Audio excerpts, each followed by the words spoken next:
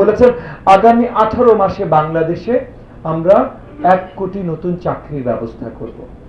1 কোটি নতুন চাকরির ব্যবস্থা করব।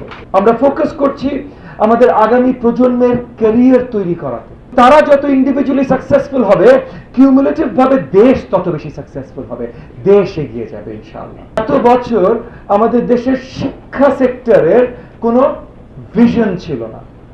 মানে আমরা অ্যাকচুয়ালি কি করছি, একটা গোল, একটা টার্গেট যে আমরা সবাই মিলে ওই জায়গাটায় যাব, এটা ছিল না।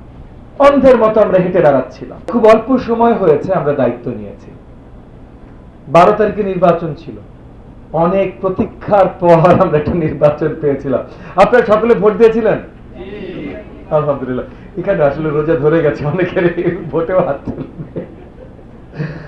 তো অনেক প্রতীক্ষার পর একটা নির্বাচনের পর, এই নির্বাচনে জনগণের অনেক আশা আকাঙ্ক্ষা ছিল এবং একই সাথে আমরা অনেক স্বপ্ন জনগণকে দেখিয়েছি। আমরা যে স্বপ্নটা দেখিয়েছি, এই স্বপ্নর মূল আপনার অর্থাৎ আমাদের মাননীয় প্রধানমন্ত্রী জনাব তারেক রহমান, উনি স্বপ্ন দেখিয়েছেন এবং শিক্ষা কেন্দ্রিক স্বপ্ন দেখিয়েছেন আগামী বাংলাদেশ কেমন হবে।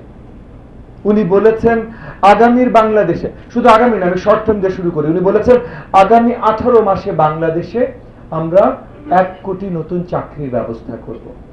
1 কোটি নতুন চাকরির ব্যবস্থা করব।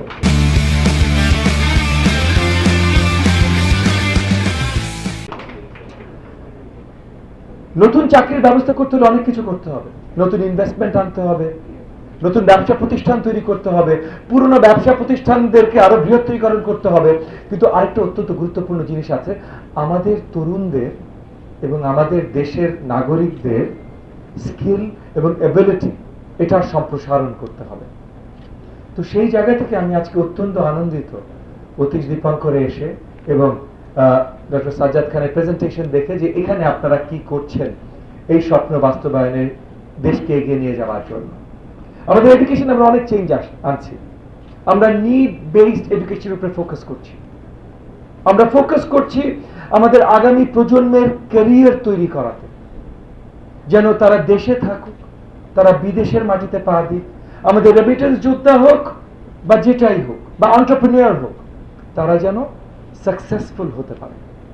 এবং তারা যত ইন্ডিভিজুয়ালি সাকসেসফুল হবে, কিউমুলেটিভ ভাবে দেশ তত বেশি সাকসেসফুল হবে, দেশ এগিয়ে যাবে ইনশাআল্লাহ। তো এইটা জনাব তারেক রহমানের স্বপ্ন। এত বছর, 55 বছর হয়ে যাচ্ছে আমাদের স্বাধীনতার, মহান স্বাধীনতা। আমাদের দেশ 55 বছর বয়সে পা দিয়েছে, কিন্তু এত বছর আমাদের দেশের শিক্ষা সেক্টরের কোনো ভিশন ছিল না।